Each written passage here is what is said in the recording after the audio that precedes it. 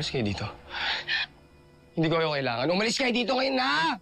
Jeff, makinig ka sa akin. Na hindi ko nga sabi kayo kailangan eh! Jeff! Huwag mong sisigawan si Tita Velma. Buti na lang nasa kapitbahay yung anak mo. Ayoko makita niyo kung paano mo tratuhin yung nanay mo dahil baka magaya siya sa'yo at bastusin niya rin ako. Kasi ayoko binabastos yung nanay ko. Kaso sinasagad mo ko eh. Ano ba't ka nagsumbong para mapahiya ako? Nanay mo siya! Hindi masama kung malaman niya Ano? Yung anak niya, palpak. Wala lang ginawang tama. Ano, hindi ka itaguyod yung pamilya. Ano, yun yung gusto mong makita niya ngayon? Hindi! Para malaman niya kailangan mo ng tulong at nahihirapan ka kahit na anong pagpupursige mo. Kailangan mo ng nanay na tutulong sa'yo. At magbibigay ng lakas ng loob, anak. Anak, huwag ka nang magmatigas. Hayaan mong tulungan ka ng nanay. Ay, hindi ko nga sabi kayo kailangan eh. Pero kayo sa bago niyong pamilya.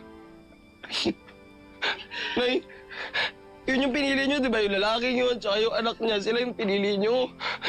Hindi naman kami. Hindi totoo yan. Anong hindi? Sino nasa loob ng bahay? Sino nasa labas? Nay, alam niyo, wala na kaming lugar si Andres sa mundo niyo. Wala na.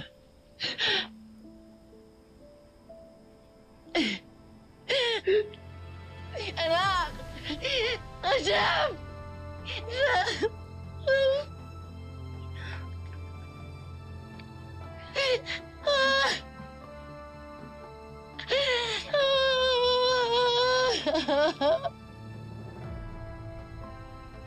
Hindi totoo yun.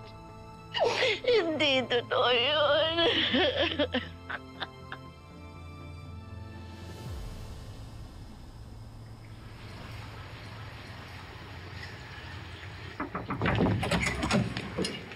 Oh, Ninang! Oh, saan kayo punta? Sa FMP. Magdadala sana kami ng pagkain sa inyo tsaka doon sa mga staff nyo kasi ang sabi ni Pelma, malalate daw kayo dahil doon sa nangyaring food poison. Siyempre, gusto naman namin magbigay ng suporta. Nag-worry po kasi kami, Ninang. Pero Ninang, bakit po kayo nandito? Kasi tumawag nga pala yung Value More at saka Consumer Mart. Nagtatanong sila, hindi ko naman alam ang sagot. Ang makakasagot lang noon si Felma, kaso hindi ko siya makonta kaya napasugod ako dito. Hindi pa naman po umuwi si nanay. Baka po may nangyaring masama sa kanya. Kulingin, kalma. Nandun lang yung kay na Daisy kasi nga na-aksidente si Jeff.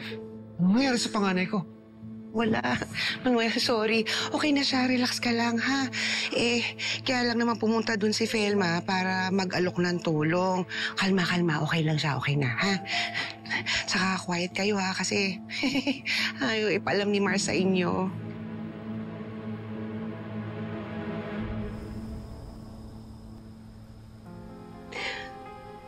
Wala akong pinipiling sa kanila.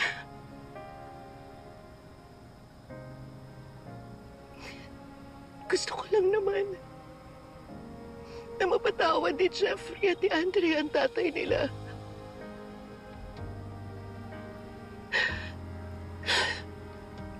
Nagsisisi na rin naman si Manuel. Alam kong galit sa akin ang panganay ko. Pero sana huwag niyang isipin na wala silang lugar sa mundo ko dahil hindi mangyayari yun. Hindi mangyayari yun. Kahit ano pa pagdaanan namin, hindi mapuputol ang pagiging nanay ko sa kanila.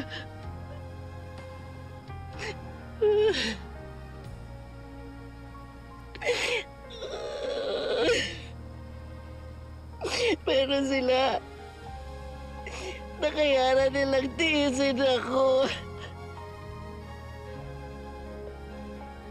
Miss na miss ko na kayo, anak. Bakit ba siya umaalis?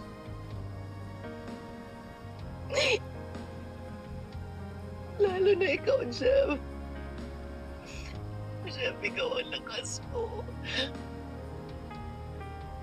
Kaya ako ganito katibay nang dahil sa'yo. Dahil sa pagpaprotekta mo sa akin. Sa pagmamahal mo.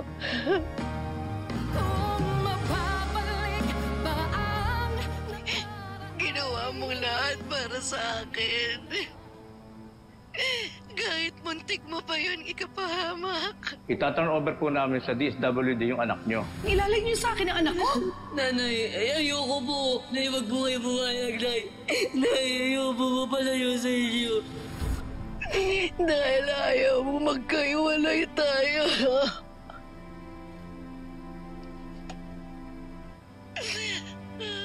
Anak, Jeff. Ako naman magpapalakas sa'yo. Ako naman, anak, ang magpaprotekta sa'yo. Andito lang naman ako eh.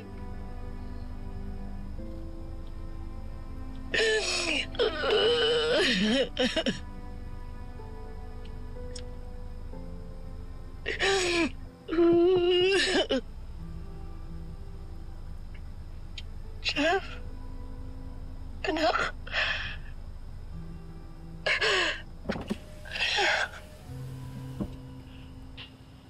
Nay, sorry. Palpak. Nay, palpak na naman ako eh. Nagkailangan palpak. Pero sorry, kala ko kaya ko.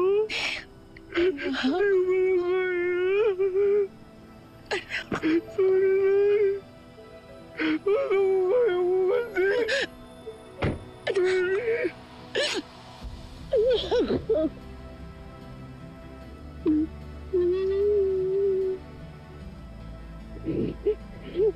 Matiray ko naman i-promise. Kaso Bano yung anak mo. Bano! Bano! Tama na. Huwag mo sabihin yan. Huwag mo sabihin yan. Hindi ba no ang panganay ko? Tandaan mo yan. Hindi totoo yan. Anak, hindi ka palpak. Hindi ka palpak, anak. Minalas ka lang, anak. Pero tandaan mo, nandito lang ang nanay. Tutulungan kita.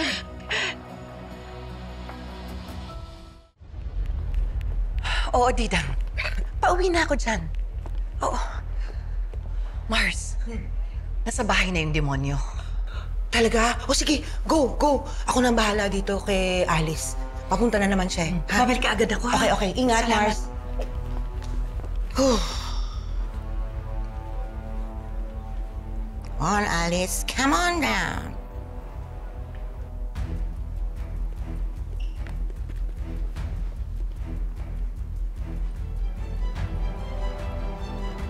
Miss Hazel, ano pong ginagawa niyo dyan? Ay, gumulong kasi itong hikaw ko. Dito. Okay na. Merienda po muna kayo. Wow! Mukhang masarap ah. Of course. That is my pasta alla Colleen. Talaga?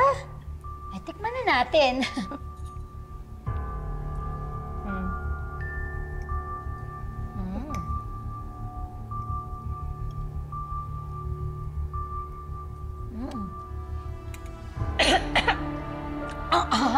Ay! Oh my gosh! Sorry po, papalitan ko na lang. Naparami po ata yung chili flakes. It's okay. Ang sarap ng iced tea nyo. Lasang-lasa yung tea, ha? Nangingibabaw. Saan nyo binili? Ay, that's my own blend po. Especially made for you. Ang galing mo talaga. Ang sweet mo naman bata ka. Ang sarap eh.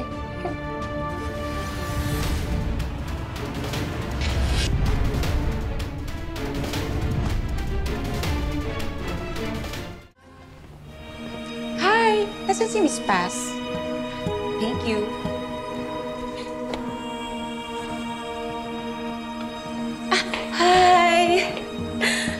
Salamat naman, Alice, at pumunta ka. Yes naman, friend. Ano bang meron sa emergency meeting? Is FMP back in business na ba?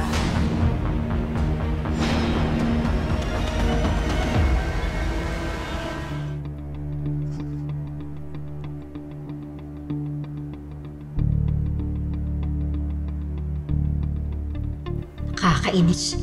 Sayang naman tong isang spy camera. Pero okay na rin. At least may naplantang isa. Kesa naman wala.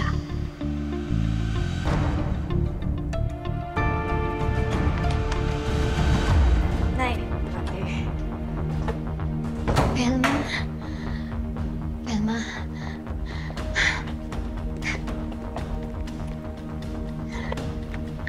Maraming salamat ha. Kasi pumayag kang pumunta ako dito para bisitahin si Jessica. Salamat talaga sa'yo.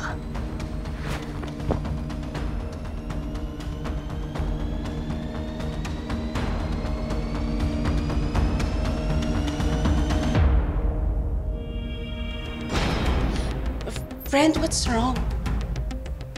Ikaw, Alice. Ikaw yung napakalaking wrong. Ikaw na traidor na kutong lupang duwende ka! Ah!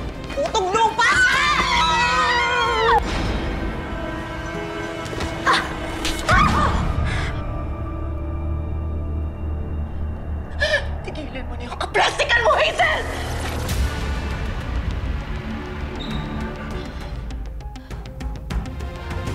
Problema mo? Ha? Ha?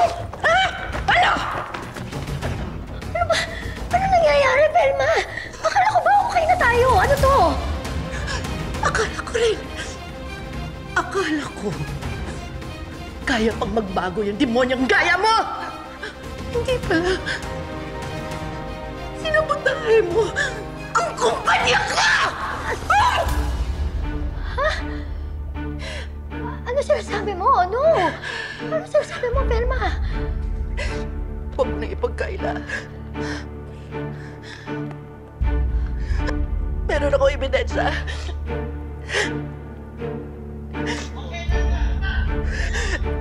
Ayan. Kaibigan mo si Alice Martinez, hindi ba? At yung lalaking to, kasama mo siya nung sumugod ka dito! Ano? Ano? Dilay pa mo nga? Ha? Ha? Lupa ka? Ha? Tingnan mo to! Tingnan mo mabuti! Kasi may resibo eh!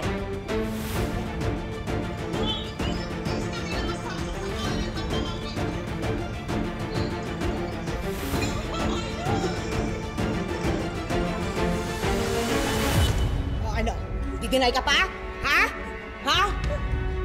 Ha? Sabihin mo sa akin, paano kayo nagkuntsabahan ni Hazel at yung unggoy na yon? Sabihin mo! Friend, hindi. Ha? Friend?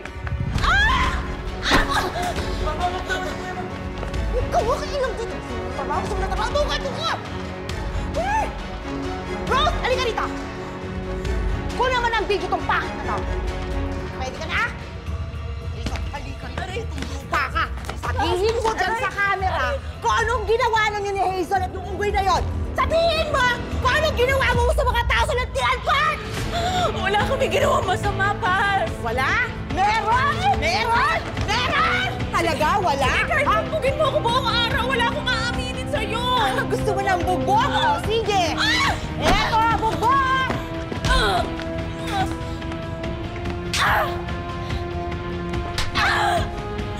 Selma! Tama na! Tama na! Tama na!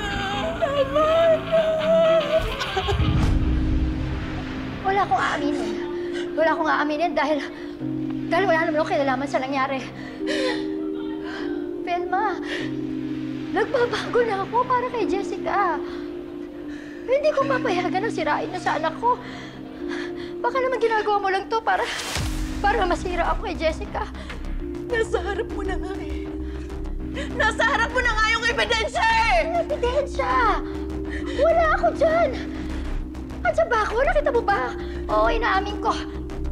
kilala ko yan si Alice, tsaka yung si Maximo, pero hindi ibig sabihin na ako nag-utos sa kanila. Hindi ganun yun. Velma, nurse kami. Nurse si Alice, hindi niya pwedeng gawin yun. We save lives. Hindi kami para malakit ng tao. Di ba, huwag mo naman kami akusahan ng ganyan. Huwag mo kami pagbintangan ng ganyan, Velma. Teka, Maria. Ang dami mong dinamay eh. Ang dami mong dinamay!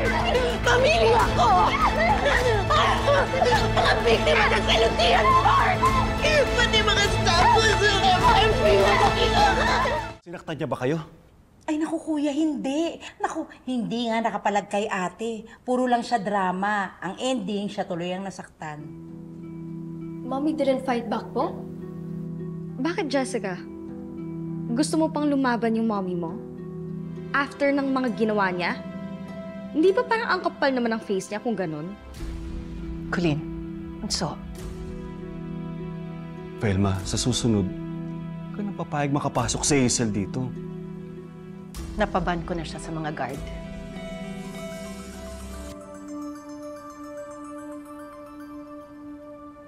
Excuse me lang po.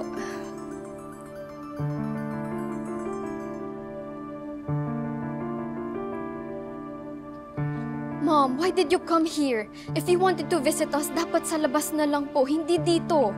You made Tita Velma mad. Inakampihan mo pa rin talaga siya, anak. Mom, bakit ganyan yung boses niyo? Are you okay? Anak, I'm in the hospital. I suffered severe diarrhea and cramping. What? What happened? Mom, are you okay?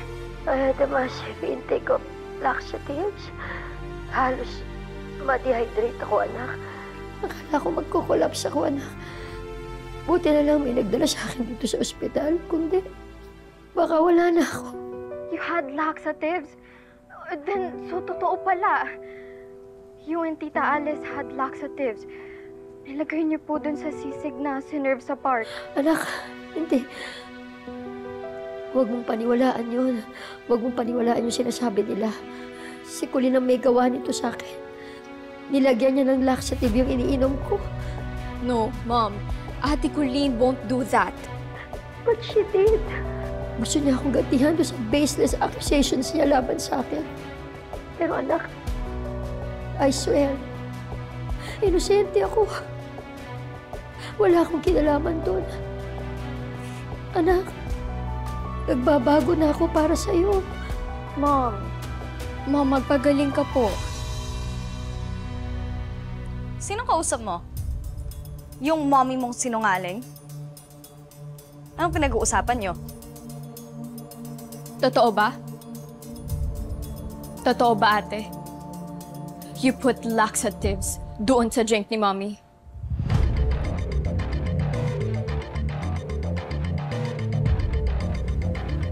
Answer me!